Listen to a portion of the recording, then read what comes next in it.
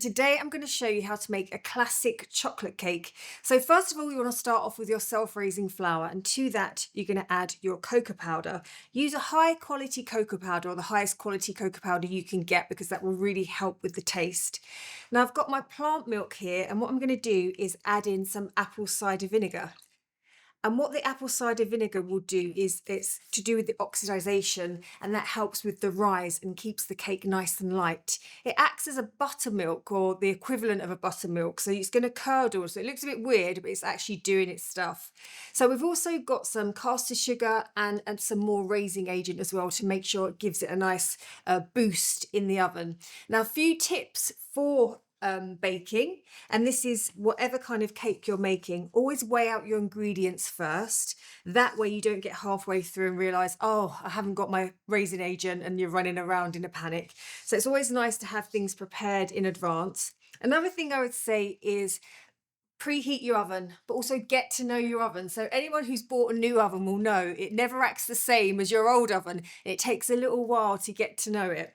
So, if a few bakes don't turn out completely right the first time, that's fine. Just adjust your temperatures, adjust your timings. So I'm just mixing in the flour with the cocoa powder. And you want to make sure that's really mixed well. The reason being is you don't want any kind of white flour lumps within your cake. So just take your time, mix that in, and make sure it's all done nicely. A tip is, if you shake your bowl, any lumps will rise to the top, and you can kind of flatten them down. Oops.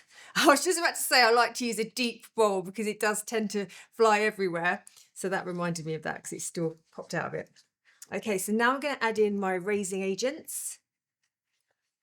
Stir them in. Again, you want them to be completely mixed through.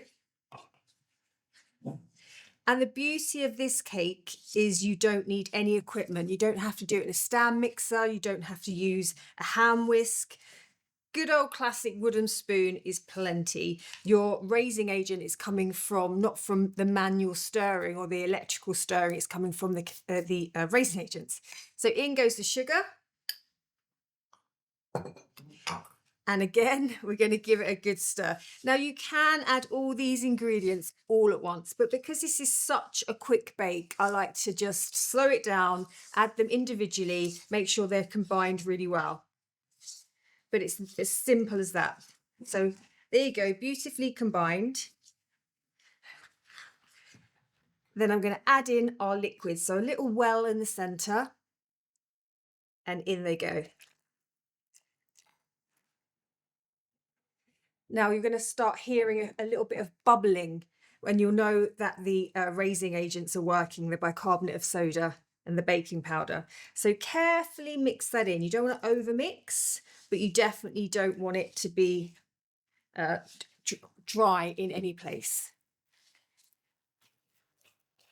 So let's talk about cake tins. I always like to use a non-stick cake tin, and I like to use different sizes. So for this particular recipe, you can either use two 6-inch loose bottom cake tins, and make sure they're deep, though, so the edges are deep, not shallow, or you can use a traditional 9-inch cake tin as well. But I always line and grease, even if it's non-stick, just to be extra sure. So I've got our lovely batter here. I'm just going to pour that in.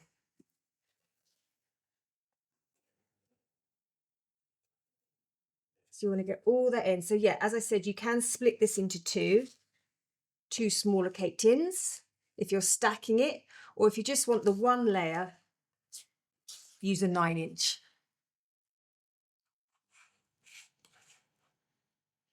Getting that right to the edges.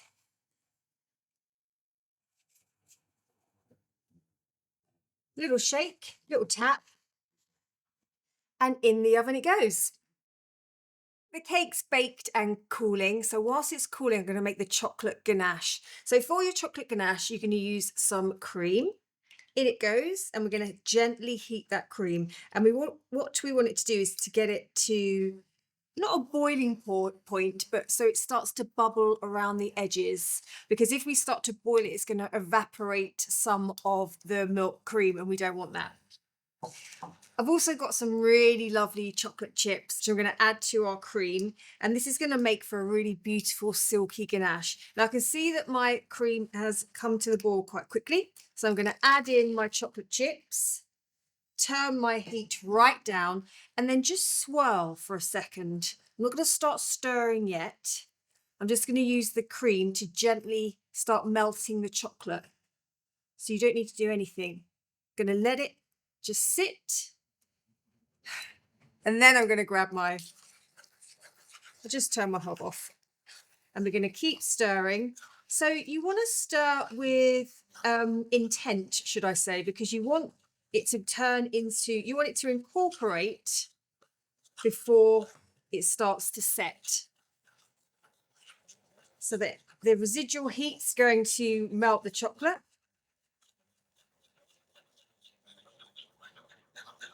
And that's coming together beautifully. Now you can see there's just a few lumps there, which we need to get rid of. I'm going to move my hob to one side and mix that round. And I can see it's silky, it's smooth.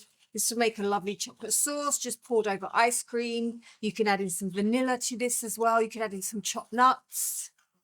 And of course, this could be the base of some chocolate truffles, but we're going to use this as a decoration and added extra oomph to our chocolate cake.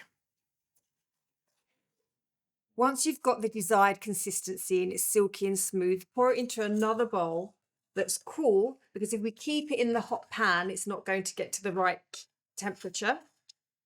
So get every last bit. And as it cools, it will thicken. So we don't want it to set completely as if we're going to make some truffles. We want it to be a little bit loose because we're going to put it on the cake. So I reckon about 20 minutes, that'd be perfect. So now I'm going to just peel off our parchment, get rid of that. And we've got our cooled cake. Now, I would suggest you decorate your cakes the day after because it gives them time to firm up. So you can either leave them in the fridge or leave them in an airtight container. You can even freeze them at this stage and then decorate them at a later date. I would say up to 3 months in the freezer is perfect. But we're going to use our ganache. And what happens is the ganache is thickened up and it will continue to thicken. But before it gets too thick, I want to get it on the cake because I want to put some raspberries in, and then we can let it kind of set ambient for around, or you can eat it immediately, but ideally for around an hour. So we're going to pour some on in the center. And again, this is a really rich, delicious sauce or a ganache. So I'm not going right to the edge. You can do, it's entirely up to your decoration. That's the thing, you can do whatever you like. So there's something called a drip cake. So with a drip cake, what I would do is push the ganache to the edge so it starts running down the edges. But for today, I'm going to keep it in the center. And then I'm going to cover it with raspberries. I believe raspberries and chocolate are a match made in heaven. So I'm actually going to use, I'm going to coat the whole center with raspberries. It cuts through, the sharpness of the raspberries cuts through the richness of the cake. And of course it looks pretty as well. If you haven't got fresh raspberries, you can use frozen. I think fresh is always nicer for this particular, for decoration.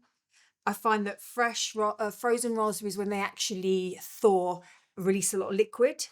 So perfect for making a sauce or, adding to something, but not so much for decoration. So other things you can do is you can crumble cake batter over the top.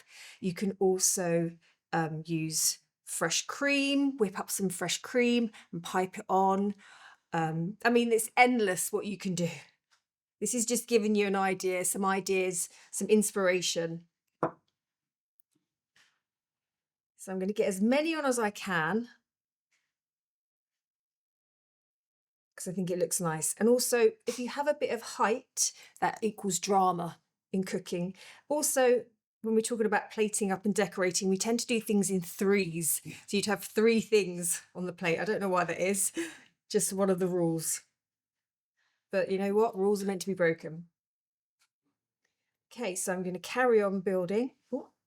So this cake, I always like to have a couple of cake bases in the freezer, and this is one of them. So what I mean by that is I might have a vanilla sponge, a lemon sponge, and a chocolate sponge that I've pre-baked for a rainy day that you have in the cling, wrapped in cling in the freezer.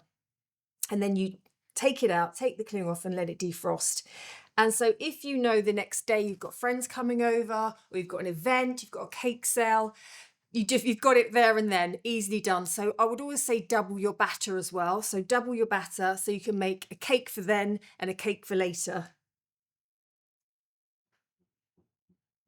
And there you go. You get a lovely vibrant red of the raspberries along with the creaminess and the richness and the silkiness of the ganache. And then you've got that lovely chocolatey sponge that's soft and absorbing that ganache as well.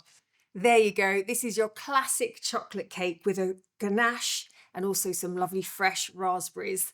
I hope you make it and I hope you enjoy it.